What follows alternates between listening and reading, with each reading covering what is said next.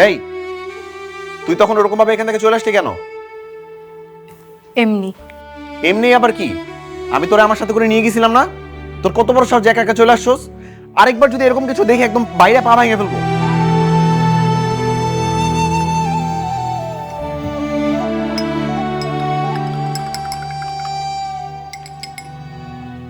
নে, এটা খা। আমি এসব খাবো না। খাবি না মানে কি? নিজের মতো করে চলে আসবি, এখন বলবি ওষুধ খাবি না? কি সমস্যা তোর? সমস্যা কি বললে তো আপনি বিশ্বাস করবেন না। বিশ্বাস করবো কি না করবো সেটা তো আমার ব্যাপার। কি হয়েছে বল। ওই কবিরাজ লোক ভালো না, আমাকে খুব প্রস্তাব দিছে, তাই আমি তাকে মেরে চলে আসছি। এটা কত বড় মিথ্যাবাদী রে! এই, আমার সামনে কোন সাহসে তুই মিথ্যা বলতেছস? আমি সত্যি বলতেছি।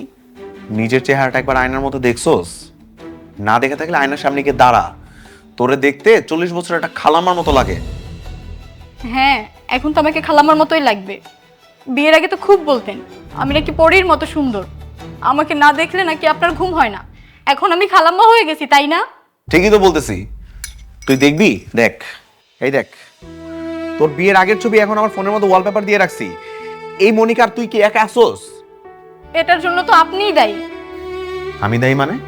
হ্যাঁ, আপনি। আপনার ইচ্ছায় বিয়ের 5 বছরের মধ্যে 3টা সন্তান নিছেন।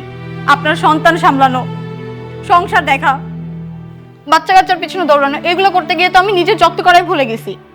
তারপরেও আপনার শুকুর নাই, আমি নাকি খালাম্মা হয়ে গেছি। তোর চেহারা বদলা গেলে সেটা আমি বলবো না? আমার চেহারা বদলে গেছে, আমি মানুষটা তো বদলাইনি।